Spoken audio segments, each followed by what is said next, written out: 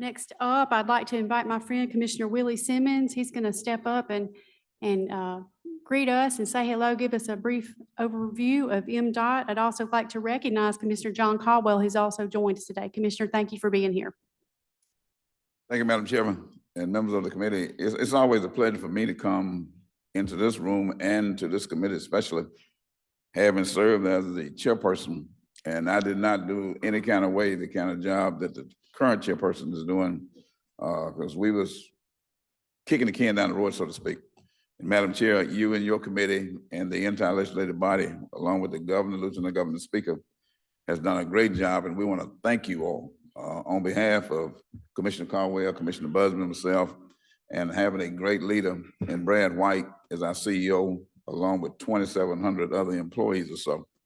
We are in an ideal position based on what you have done. And last year, in 2023 session, you gave us the largest budget with the federal dollars that we had coming down, along with the state money that you put in our hands. You gave us a $1.4 billion budget. Part of that money was $450 million for capacity projects. The other $100 million for ERBF, and then other funding that you give us through the revenue process that we have. So we are moving the needle, and we are in the position now of being able to move from being a maintenance agency that we have been for over a decade to one where we are now able to do maintenance as well as to do some capacity projects. Thanks to the lottery money that was put in place in 2018, along with the other great ideas that was put into that particular piece of legislation during the special session, we, Department of Transportation, again, is in a great position. So we can't say how much we appreciate you. But in saying that, let me just say quickly to you, because I want you to hear from the person who has the day-to-day operation of putting everything together and who communicate regularly with you, Brad White. But as I get ready to take my seat, let me just say that what you have done has been fantastic. The $450 million capacity dollars that's been put in place. And what we did with that, we followed what is referred to as Vision 21. I think that was passed in 2002 by the legislature. Vision 21 is a great plan, and it's a spin-off of the 87 highway program. But so what we do is we take Vision 21 and we utilize that to help us put together what we refer to as our 3-year plan that you have a copy in front of you. That 3-year plan is our map, our commitment to moving projects into existence and completing those projects. And the money that you've given us, $450 million capacity, will help us move those capacity projects. And I won't go through them because you can see them listed, counting in the year in which they should be falling out based upon the funding. The big thing that we need is that's kind of a down payment on what we need. We need about $8 billion, not million, but $8 billion worth of capacity dollars to build those projects and other projects that will come into existence. We don't need all that money at one time. So any great ideas and great things that you can come to give us recurring money that would give us a good annual income would give us a better opportunity to plan. I think the department is in good hands with the commissioners that we have and the leadership we have with Brad. So we will adequately plan, be transparent, and be accountable with the dollars that you send us to make sure that those capacity projects can be completed. So once again, thank you for allowing us to come, and I will yield my time to the CEO or back to the chairperson. Thank you, Commissioner. All right, Director White, thank you for being with us. I believe you're going to talk to us about multimodal and just general overview of the agency. Yes, ma'am. Thank you. I echo what Commissioner Simmons says. Thank you for allowing us the opportunity to come and give you an update on the department and what we're doing, but also for the support that we received from the legislature the last 2.5 years that I've been back at MDOT, I think has been unprecedented. And as Commissioner Simmons said, I do believe that we're beginning to move the needle. We are, while most of the presentations have been about roads and bridges, we are the Department of Transportation, and you helped make us more so that last year by creating a new strategic multimodal investment fund, which the legislature put $30 million in. Is designed to help us enhance our airlines, our freight rail, as well as the water ports around our state to help assist in economic development and help leverage federal dollars that have been made available through other acts of Congress. And that program has been modeled a lot like the ERBR in that we do have an advisory board that's made up of stakeholders in those different areas that help provide us with counsel and advice to develop the application, to develop the direction of the program. Our staff have had tremendous meetings with this group, and I'm happy to say that we've opened the applications for this program now. I think it goes through the end of this month.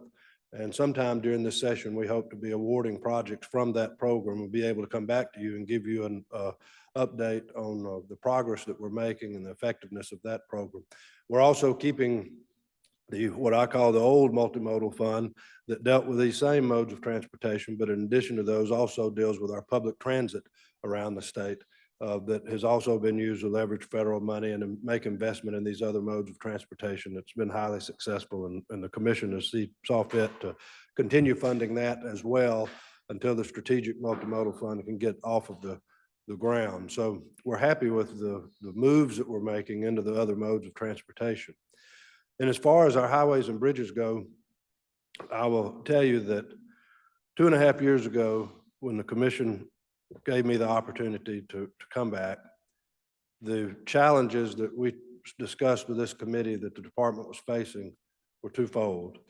One, we were dealing with a dwindling staff, and two, it was the same problem that most everybody brings to the legislature, and that's the problem of funding. I do believe that with the cooperation of the legislature and the state personnel board, I can't say enough nice things about Kelly Hardwick and his team there. They have helped us stop the hemorrhaging of our employees.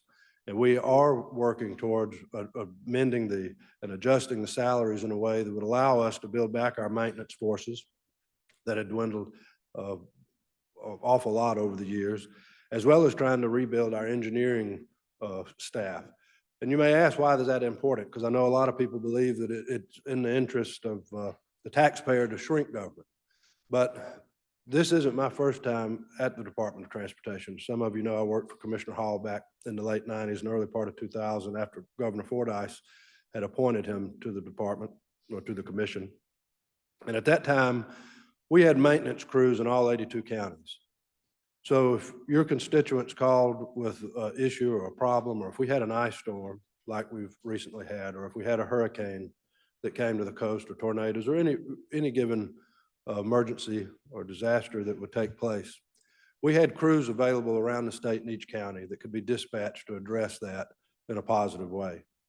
But over the years, not moving the pay, we began losing people to local government, to counties, to municipalities, to private sector, to private industry. And now the crews that we have are no longer assigned to just a county, they're covering multiple counties, which, as you can imagine, it stands to reason that that would decrease their ability and their timeliness in being able to respond to the needs of the area as they come up.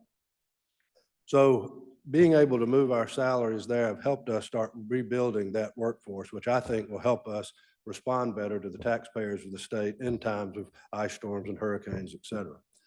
In regard to our engineering staff, the reason that that's been important to us is because as we lost engineering professional staff, we became more and more dependent upon the consulting firms that come at a higher price tag than I believe we could pay for stuff to be done in-house. Commissioner Simmons mentioned the 1987 4-lane program.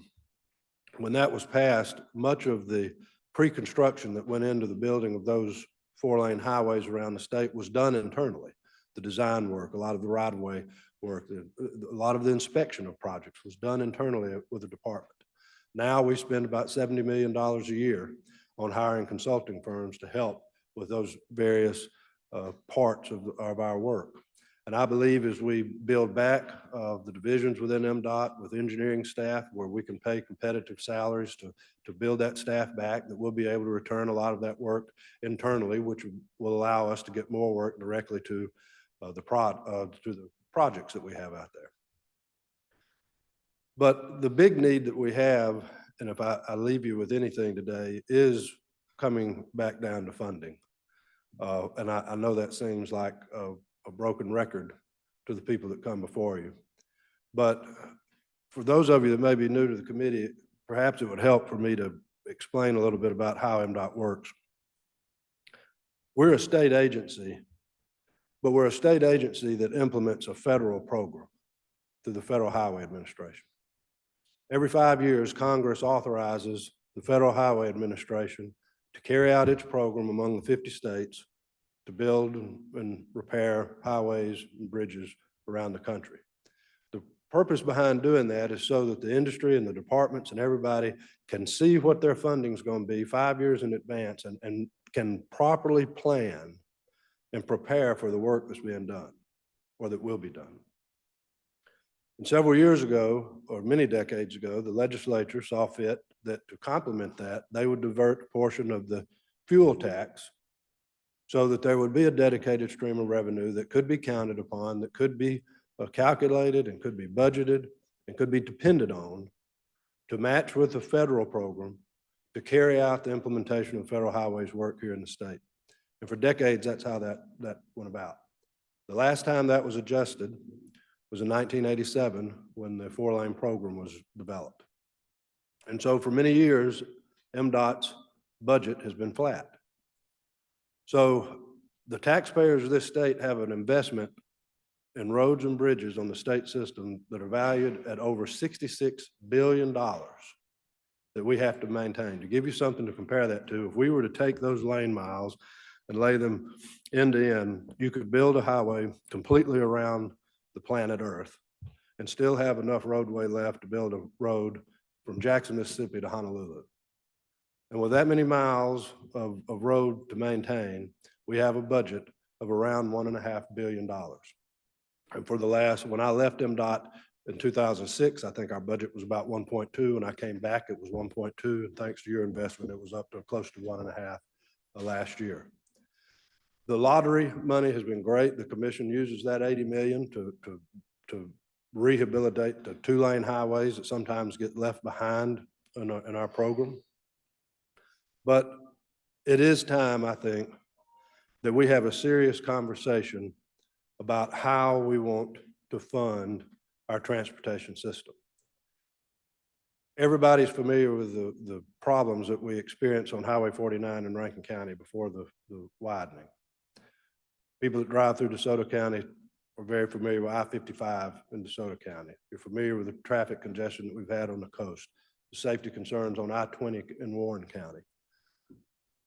The reason that we have those issues is because about 12 or 15 years ago, the commission, due to lack of funds, had to make the unfortunate decision to abandon the capacity program. And for those of you that may not know, that's the program through which the commission awards projects that are designed to increase the efficiency and safety of our system. That's turning a 2-lane road into a 4-lane highway. That's turning 4 lanes into 6 lanes. That's building bypasses. That's recreating interchanges to increase the safety and the flow of the traffic. So better than a decade ago, the commission, in order to be able to divert as much funding as possible to the maintenance of our existing system, had to abandon that program. And so we went from ideally where we would try to plan 20 years into the future to make sure that we're building a system that can accommodate the projected growth of any area, as well as other factors that would come into play, to becoming completely reactionary in those types of situations. Thanks to, by and large, to Congressman Thompson and Senator Wicker, who supported the last reauthorization of federal highway, our portion of federal money that came to the state with this last reauthorization was increased by about $1 billion over that 5-year period of time. That allowed this commission to restart the capacity program and to relook at these projects around the state that are needed to ease traffic woes and to make our system more efficient and traffic flow more effectively. And so with that and the investments that y'all have made over the last couple of years, we're back in the business of trying to build a system that can accommodate our current traffic, but it's just not going to be sustainable. And I personally feel that the fuel tax is not the only answer. I think in today's economy that we must move toward a more diversified manner of funding the highway system. It's going to have to come from multiple places. And I believe there's ways that you could do that without having to raise taxes. You know, the legislature decades ago chose to divert portion of the fuel tax. There's other diversions that could be made within our existing budget that already portions of which get obligated to transportation-related functions like the use tax, like gaming revenue, that I believe could be used to help plug the holes that we have here. But in the coming weeks, I hope that we can work with you to find a suitable solution that everyone can agree upon that would help us address this. Because I know that in the future, if it goes unaddressed, we will once again be in a position to cancel the capacity program and divert all our funds back into maintenance, which is not something that we would want to do. But Madam Chairman, I'm happy to answer any questions or cover anything that I may have skipped over. Thank you. I appreciate the presentation. And for the members, I did not mention to you, you should each have a copy of the 3-year plan there in front of you. So I encourage you to spend some time with that, look at it, come to me or Director Wright if you have questions or anything that we can answer for you in that regard. But I will open the meeting up for questions, and I see several. So let me start with Senator Tate. Thank you. The lottery money, I want to kind of get into that with you. How is that as far as the funding coming in and going out, where it's actually going with MDOT? How is that process going and where is it being used? When the legislature created the lottery, it was determined that MDOT would get the first 80 million. And that is scheduled to sunset, I believe, in 2028. It's been very helpful.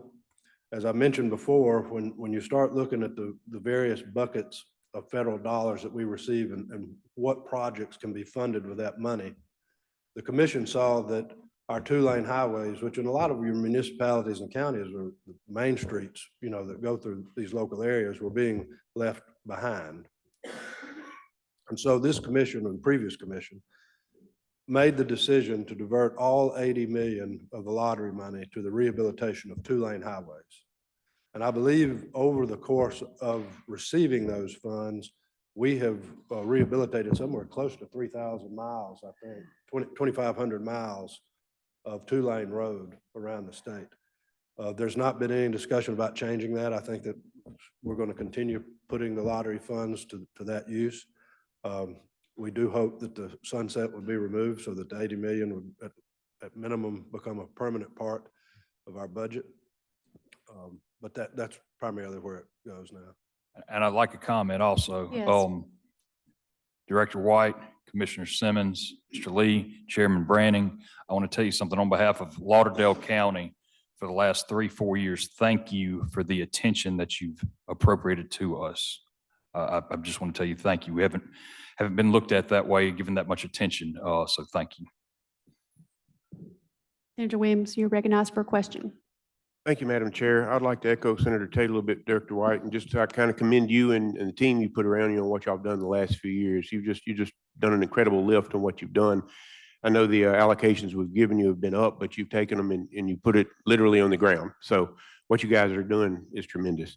I've got maybe just a couple of questions speaking back. It's good that we're now back looking at the capacity situation that was kind of on the sidelines for so long. But back to the maintenance issue as we do that, what is the number that we need if we could budget to allow us to do proper maintenance a year? If I did my math right, we've got about 31,000 road miles. Is that right? Something like that. Somewhere in there. You know, what are we spending and what's the deficit and what we should be spending to properly maintain that? I know that's probably not an easy question. No, actually, MEC, and Scott may still be here, sometime back did a study of that. And I think came up with a figure of about $400 million a year that was the deficit of our maintenance funds. That would be just the rehabilitation of the existing system. And I think that it was based on MEC's number that kind of gave birth to the lottery and other things like that, the fees that are being paid now on hybrid and electric vehicles to try to attempt to decrease that deficit. But what's happened in that same time frame is costs have gone through the roof. So I would say that we're still running at minimum a $400 million deficit in our paving needs. And what you'll see, we probably have about 380 million a year that we put towards the maintenance of our system. And the 3-year plan that you have here, it's important to note that this is a snapshot in time. At the time that the commission adopted that, that gives the legislature a picture of the direction in which we intend to go with the resources that you've allowed us to use. But one of the things that happened, I know a year or two ago with that, the legislature was kind enough to give us 45 million for paving. And that wasn't an arbitrary number. You picked that number because that was the amount of one of the 4 paving programs in a year, what would go towards it. And so the thought process by some of the leadership was, we'll give you this 45 million and that'll let you do another year's worth of projects. And before the bill was passed by the legislature and put in our account in July, cost had changed so that I don't believe we escalated, but maybe 2 or 3 projects. It was, all of that money was eaten up by inflation. So what you've seen is the amount of money that we're putting into the maintenance is staying the same, but the amount of asphalt being used is going down because it's just not going as far. The number of projects listed in that book are fewer than they were last year because the money doesn't go as far. So it's not just a matter of not having enough money, but it's the need to stay ahead of the maintenance work that needs to be done. Just one last question, Madam Chair.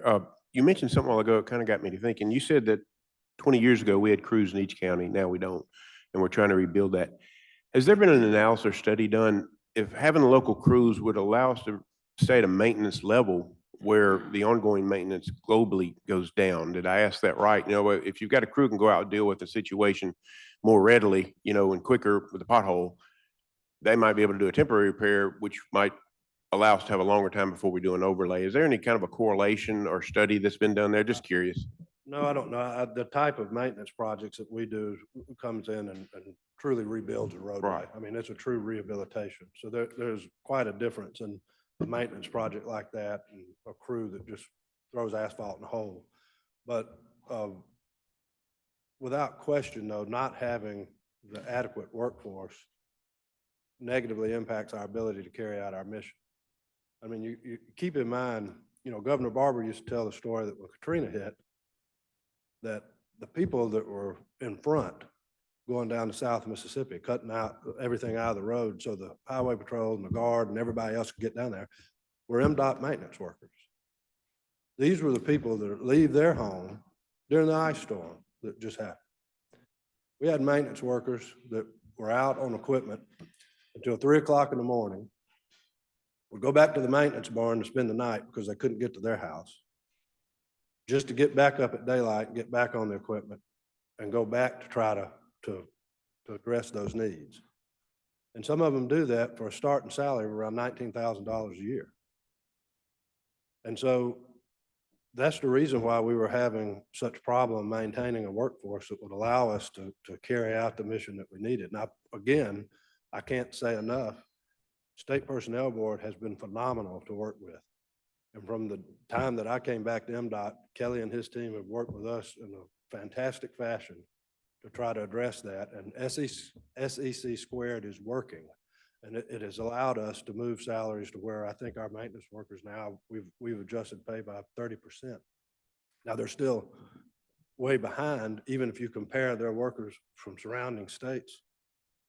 But we are beginning to move that needle. And so I think without question, it would help us do a better job of carrying out our mission with a complete staff. Yes, sir. Yes, sir. We should, we're indebted to a lot of people that they're behind the scenes. We don't realize what all they do. So thank you. Thank you, Director. Thank you, Madam Chair. Thank you. Senator Barry, you recognized for a question. Thank you, Madam Chairman. Mr. White, you mentioned the capacity program, and as somebody that travels 49 twice a day down south, I appreciate those efforts. It's literally saved 10 or 15 minutes each way for people that live in my vicinity down there coming to Jackson. But back on capacity, without new funds or one-time use funds, how long can y'all keep adding capacity? in your program? Well, I mean, we're behind. We're running a deficit now on maintenance funds. So there will be metrics that we have to hit in order to keep our system maintained to a level that passes our federal guidelines and all of those types of things. So, I mean, I think that within the next few years, within this term, we would be faced with a decision, or the commission rather would be faced with a decision of canceling the capacity program in order to redirect those funds back into paving and maintenance. Now, here's the bigger problem with that. We're only putting 115 million a year into capacity. That's not enough to make a whole big dent in the paving. So even if we do that, not only would you lose the capacity program and we'd lose trying to stay ahead of the enhancements that need to be made to the system, but we're still woefully behind in hitting those maintenance needs. I hope that makes sense. But I mean, I think it's, you know, if costs continue to go as they are, inflation continues to happen, I mean, it wouldn't surprise me in the next couple of years that we're not faced with that. Yes. Other questions from the committee? And Chairman Hobson has joined us. Chairman, do you have questions? All right. Well, thank you, Director White. Do you have a question? I'm sorry. Senator Bryan, did you have a question?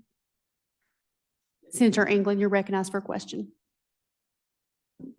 Thank you, Director White. And I think you may have answered this. I just want to kind of get it in the form of a question, kind of concisely for you, because you've done a really good job at running through so much here in the short amount of time that we have. Are there any ideas that you have or proposals that the department has that we as a legislature need to look at to help with funding, and speaking multimodally there, of course, not just with our roads and bridges, but other forms of transportation? And then also, is there, and I know there's not going to be a direct figure, but is there a range that you're looking at that your department, you know, from year to year, additionally, that you would need to meet the goals that you have? I know that's a big question. It might be something you have to get back with me on, but it's just something that I want to know about. I appreciate the question because it made me think of something I failed to mention. So I think the numbers, if you wanted me to give you ideal numbers, I would go back to what MEC had looked at with a $400 million deficit in the paving and maintenance needs. I think that the capacity program, if we had 250 million a year, that's, and I'm adding the 115 million we currently put in it to that. But if we increase that by another 100 to 150 million, I believe that it could begin cash flowing itself if properly managed. As far as ideas, you know, in the past, everybody's always said, well, let's raise the fuel tax, because that's what has primarily been used to drive that and to provide those funds. As I mentioned, I don't think the fuel tax is the answer anymore, because I think we have to have a much more diversified approach, because I personally don't think you can raise the fuel tax enough to continue making up that hole. I took the Department of Revenue's annual report. And if you ever have trouble sleeping, I'd recommend you read the Department of Revenue's annual report. And tried to look for streams of revenue that might make sense. Not because I think I'm the brightest guy in the world to come up with an answer, but just to start the conversation. You have gaming revenue and use tax revenue that currently the legislature obligates portions of those two funds for transportation-related functions. The use tax, the counties and the cities get 15% apiece respectively. There may be some other portions that are obligated, and the rest goes back into the general fund. Gaming revenue goes to similar type stuff. Highway sinking fund, which are bonds that have been issued by the legislature or by the state for highway project stuff in the past that are paid off by that. So it addresses transportation-related things, and there's a big portion of that goes back, that's unobligated, that goes back into the general fund. So we looked at saying, well, if the legislature was to give us the same percentage of the use tax as the cities and counties get, last year that would have generated another $140 million which would have been a nice plug into the, you know, the capacity program. It would have allowed it then to run itself. The unobligated portions of gaming last year, if I remember correctly, was around 165 million. And so if diversions were created from those two funds to go to these purposes, you know, that would go a long way in helping overcome some of the cost increases and the needs that we have. But I'm not married to those at all. That was just to illustrate that there are answers out there that do not involve a tax increase. And I'm sure there are people much smarter than me under the Capitol Dome that can find other opportunities that may make better sense and may even go further. But here's an important thing that I want to be sure to leave with you. One of the things that we did, thanks to the Legislative Budget Committee staff, is a couple of years ago, we created funds at DFA for capacity, for paving, and one for the federal match, extra money for federal match. And the benefit of doing that is in the past, the legislature would get kind of squirmish about giving MDOT money because once it was in MDOT's hands, how do you make sure that it goes directly to the projects? By having these accounts there, when the legislature now appropriates funds into those accounts or diverts money to those accounts, if it goes into the capacity account at DFA, by force of law, 100% of those funds then go to capacity projects. It doesn't matter who the director is or who the commissioners are, 100% of those funds then by force of law go to the capacity project. Same with the paving and maintenance. Any money that the legislature diverts or appropriates into that account at DFA, we can only draw down when it comes time to award projects for maintenance and paving. And so in addition, hopefully, to some ideas that can start people's creative juices and figuring out what options there may be to create a new funding model, I think it's equally important for the legislature to be aware that there's now a mechanism in place to where you can send the money to MDOT and know that 100% of it's going to a project. And it's not going to be spent on a salary or a building or a vehicle or anything like that. So I failed to mention that, so I appreciate you triggering that in my mind. Yeah, and I think that, and Director White, I'll say I wish other directors from other agencies would look at the reports and come with ideas like that and understand that too. One other question, if I may, Madam Chair, and this is more specific. So it's even if your answer is I'll get with you on this later is fine, but I just don't want to forget to ask. When you have instances due to inflation or due to whatever reason, environmental issues that pop up when you're doing a project. We have a project in Jackson County on Highway 614 that was two bridges need to be replaced. We got one replaced. Now we're looking at the other one. And it turns out we came up short. And I think, again, I think it's partly due to inflation. I think it's partly due to the bridge has to be built where the current bridge is because of where this is located and wetlands concerns and things like that. How does MDOT deal with tax? I don't see the project in the 3-year plan anymore. So I understand that it's probably because that's being undertaken, but it's not completed and it can't get completed without additional funding. I don't know if your department has a way to deal with that, or if that's something that you turn back to look at the state or the county to provide the additional funding where they can, or how that's addressed. On our I think I understand your question. On our projects, when funding becomes an issue, obviously the project gets pushed out. I mean, until it can be properly programmed. If there are environmental factors that come to place, I mean, we work with our partners with Federal Highway to solve those problems and to their satisfaction. And until they're solved to their satisfaction, you know, a project may be paused while we work through that. My observation and experience has always been that our staff working in tandem with the feds have always been able to figure a way to move through those. It may not come as quickly as we'd like, but I don't know if that answers your question or not, but it's a matter of just the programming. And let me mention that one of the good things y'all did for MDOT the last 2 sessions is the legislature refrained from earmarking our federal program.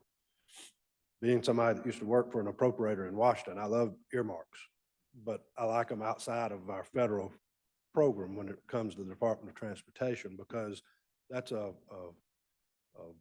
shell game of sorts that we have to play with the money to say this money can fund these projects, this money can only fund this one. And so we've got very talented staff that moves the money around to make sure that we're getting maximum use of the federal dollars made available to us. When the earmarks are in that program, it removes our flexibility of moving that money. The last 2 years that the legislature has refrained from earmarking the federal program, our staff have been effective enough in using that flexibility to our advantage that this last year alone, we were able to obligate more than $100 million in federal funds that we were able to get from other states that did not use that obligation authority. So just having that tool in the toolbox of that flexibility has allowed us to better manage the program to where we can try to address some of the needs like you're talking about, that, and hopefully just cause them to be simply a delay in putting it further out in a program. Yes, and that helps. And I'll say that was one thing I was glad with our chairwoman and last term, that the different chairmen and chairwomen of this committee on both sides of the hall. I think that was a good decision because, like you say, that was my concern. Was my county is worried about losing money that they have. I'm guessing federally. If they don't get moving with this one particular project. And so I could see where that flexibility has been helpful. And so your last part of that was very helpful, and I appreciate that. And if you'll help me remember, I'm happy to get with your folks and we can deal specifically with that project. Thank you. I think Senator Younger, no question. All right. Any other questions? All right, Director White, thank you for taking the time to come to present to us. We appreciate the good job that you're doing. And do I have a final motion? All right. Thank you all.